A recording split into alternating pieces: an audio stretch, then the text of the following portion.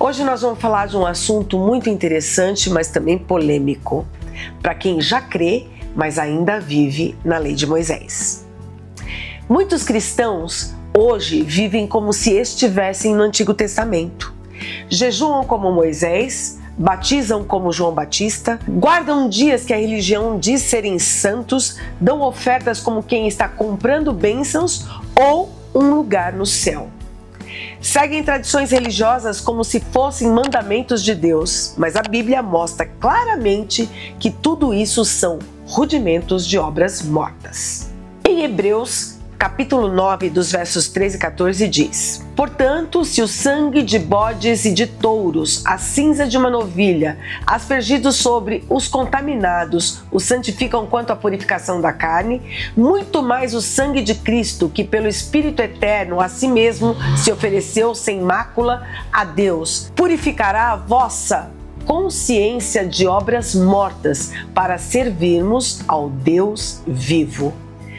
Veja, Cristo não nos chamou para repetir rituais religiosos e legalistas, que só mostram o esforço da carne para vencer aquilo que tem a lei do pecado e jamais pode ser aperfeiçoada por obras humanas exteriores. Jesus nos chamou para ter uma consciência purificada, viver pela direção do Espírito Santo e servir com verdade e liberdade por uma transformação definitiva e interior. Infelizmente, é com pesar que eu digo, muitos crentes estão sendo destruídos por falta do conhecimento de Deus. Em Oséias, capítulo 4, versos 3 diz: O meu povo tem sido destruído porque lhes falta o conhecimento. Deus está falando com o seu povo, está chamando o seu povo pela fé. Não está falando com ímpios, com o joio, com a outra semente, não. Há cristãos sinceros, sim, mas que estão vivendo como se estivessem debaixo da lei. São cristãos que seguem tradições religiosas, as quais desconhecem na sua totalidade e ignoram a plenitude da graça por não conhecer o Cristo ressuscitado, o único e soberano Deus, cheio de graça, poder e verdade. A lei mosaica trata de 613 regras rígidas que nenhum ser humano conseguiria cumprir perfeitamente por causa da lei do pecado, que já condenou a carne do homem quando pecou. Somente Deus, o Redentor e suficiente Salvador, poderia cumprir as exigências dos mandamentos da lei mosaica completamente e perfeitamente. Veja o que diz em Tiago, capítulo 2, verso 10. Pois qualquer que guarda toda a lei, mas tropeça em um só ponto, se torna culpado de todos. Ouça, meu irmão, ouça, minha irmã. Veja que humanamente é impossível cumprir as exigências da justiça de Deus pela carne humana. A nossa humanidade é imperfeita por causa da lei do pecado que habita em nós. Então, não podemos imitar Jesus nos dias de sua carne para o cumprimento da lei, porque ele já cumpriu.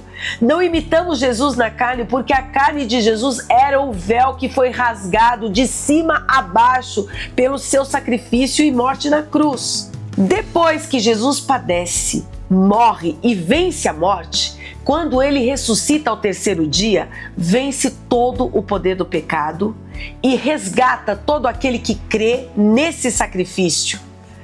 Dele ser o Cordeiro perfeito, sem mácula, sem defeito e que tira o pecado do mundo. Mas que mundo?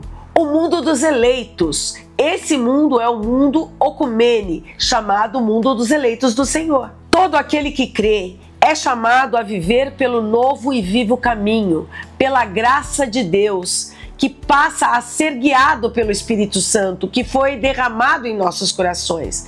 Em Romanos, capítulo 7, verso 4 diz: Assim, meus irmãos, também vós, mortos para a lei pelo corpo de Cristo, para que sejais de outro, daquele que foi ressuscitado dentre os mortos, a fim de que demos fruto para Deus. Fomos mortos para a lei, porque Jesus morreu para cumprir a lei e ele cumpriu.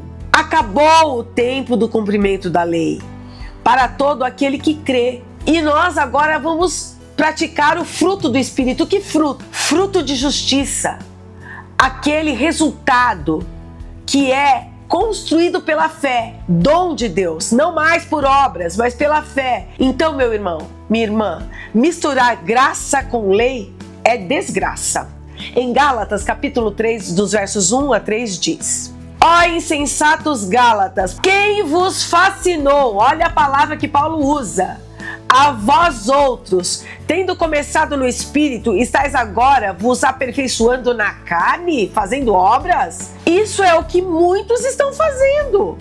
Receberam a fé, mas agora tratam de se santificar com jejuns, batismos, sacrifícios, tradições judaicas, por esforços humanos que para nada aproveitam. Amados, Jesus é o Messias que veio e que voltará. Em João, capítulo 1, versos 11 a 13 diz: veio para o que era seu, e os seus não o receberam. Mas a todos quanto o receberam, deu-lhes o poder de serem feitos filhos de Deus, a saber, aos que creem em seu nome, os quais não nasceram do sangue, nem da vontade da carne, nem da vontade do homem, mas de Deus. Ouça, irmão, irmã, você que crê nasceu porque Deus quis. Sua vida tem valor para Deus, tem desígnios e propósitos para serem cumpridos. Precisamos cumprir. Em Romanos, capítulo 11, dos versos 25 a 27 diz: porque não quero, irmãos, que ignoreis este mistério, para que não sejais presumidos em vós mesmos, que veio endurecimento em parte a Israel, até que haja entrado a plenitude dos gentios. E assim, todo Israel será salvo, como está escrito: virá de Sião o libertador, e ele apartará de Jacó as impiedades. Esta é a minha aliança com eles, quando eu tirar os seus pecados. Então, os judeus ainda não creram que Jesus é o Messias, para que eu e você pudéssemos ser resgatados, que são os gentios predestinados, chamados pela fé, a única e exclusiva maneira do povo de Deus ser salvo na nova e eterna aliança. Porque isso foi determinado pelo próprio Deus. Se você creu no chamado de Jesus, você foi salvo. Mas virá o dia em que os nossos irmãos judeus crerão. Quando o Senhor resgatar toda a igreja gentílica, ou seja, eu e você que não temos sangue judeu, o entendimento dos nossos irmãos judeus se abrirá e igualmente eles serão salvos pela fé. Veja, a reforma é para a igreja, para os crentes gentios predestinados neste tempo, hoje, que ainda vivem como se estivessem na lei e se fossem judeus. Em Hebreus capítulo 10, verso 1 diz: ora, visto que a lei tem sombra de bens vindouros, não a imagem real das coisas, nunca jamais pôde tornar perfeitos os ofertantes com os mesmos sacrifícios que, no ano após ano, perpetuamente vos oferecem. Mais uma vez, quem vive pela sombra, realidade imperfeita, não vive pela verdade, realidade perfeita. A reforma chegou para trazer o corpo de Cristo da sombra, obras da carne que são imperfeitas para o bem real, obras feitas pelo corpo que é guiado pelo Espírito Santo de Deus. Agora, quem crê, vive pelo Espírito Santo e na graça. Em Hebreus capítulo 9, verso 10 diz: os quais não passam de ordenanças da carne, baseadas somente em comidas e bebidas e diversas abluções, impostas até o tempo oportuno da reforma. Amados, há mais de 2000 anos esse tempo da reforma está em vigor. Jesus está renovando o coração e a mente do seu povo para que vivam a plenitude e a abundância da sua graça. Em Romanos capítulo 12, verso 2 diz: e não vos conformeis com este século, mas transformai-vos, é você que transforma, pela renovação da vossa mente, para que experimenteis qual seja a boa, agradável e perfeita vontade de Deus. Em 2 Coríntios, capítulo 3, dos versos 7 e 8 diz: O mistério da morte, gravado com letras em pedras, veio em glória. Quanto mais o glorioso mistério do Espírito, Deus está chamando os filhos à maturidade espiritual. Diga comigo, maturidade, para que deixem de viver da carne, da tradição, dos rudimentos mortos e passem a viver do Espírito, da palavra viva e da graça revelada. Em Efésios capítulo 4, verso 13 diz: até que todos cheguemos à unidade da fé e do pleno conhecimento do Filho de Deus, a perfeita varonilidade, à medida da estatura da plenitude de Cristo. A unidade da fé é o propósito de Deus para nós. Temos uma missão que é viver pela fé, dar frutos de justiça e testemunhar da plenitude de Cristo aos nossos irmãos. É por isso que eu estou aqui falando com você.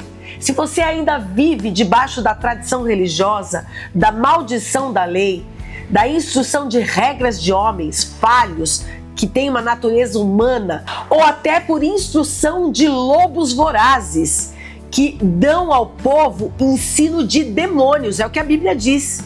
Tem visto o resultado da sua vida por ser dor, lamento e ruína.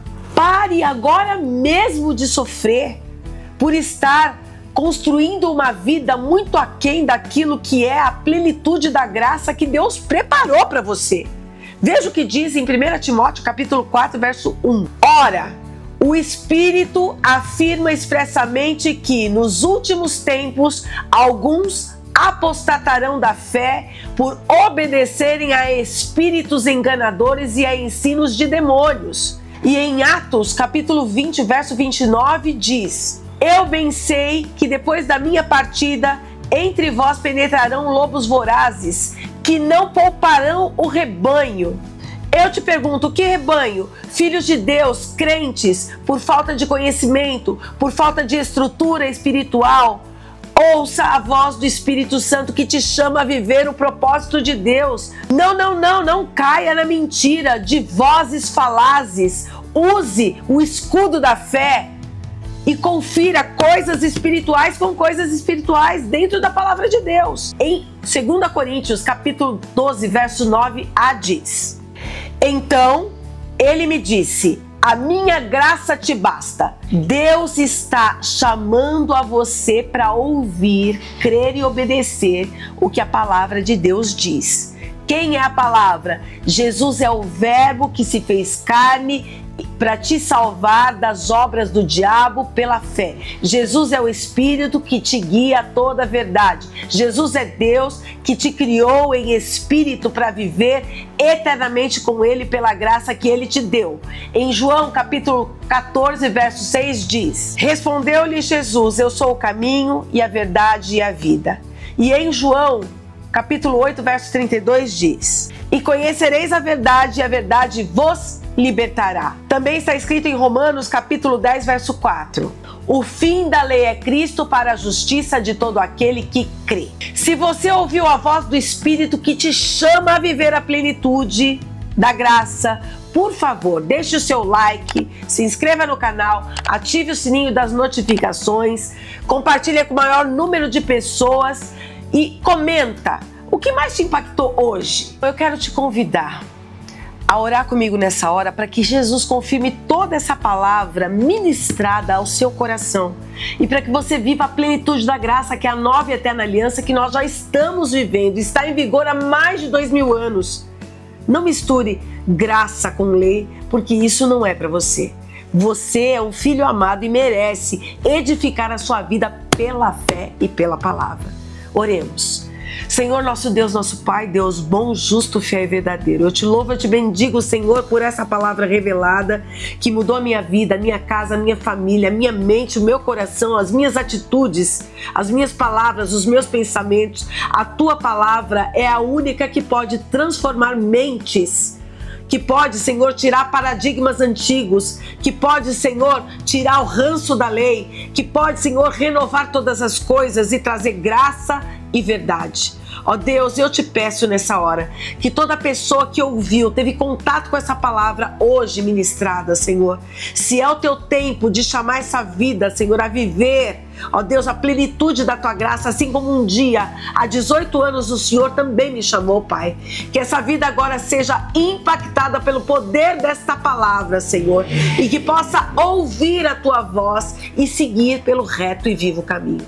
Assim oro com fé, Senhor, te entregando essas vidas, essas casas, essas famílias e declarando sobre a vida delas, Senhor, que ela venha crescer na graça, no conhecimento e que venha, Senhor, edificar a sua vida com bases sólidas no firme fundamento que é Cristo. Ó Deus, eu te louvo, Senhor, pela minha casa, pela minha família, Senhor, e por todas essas famílias e pessoas que estão me ouvindo nessa hora, Pai. E declaro sobre a vida delas que o teu propósito vai se cumprir, porque a semente divina está sendo plantada, Senhor. E a tua palavra que diz que uns plantam, outros regam, mas é o Senhor que dá o crescimento. Ó Deus, que se cumpra a tua palavra, que se manifeste a tua glória, é o que eu peço, com sinais, prodígios, maravilhas e milagres, no nome santo de Jesus. Eu oro e espero com fé, em nome de Jesus. Amém, amém e graças a Deus. Você que crê é liberto por essa palavra. Você que crê é chamado a viver pela graça do Senhor. Graça e paz, te vejo no próximo vídeo.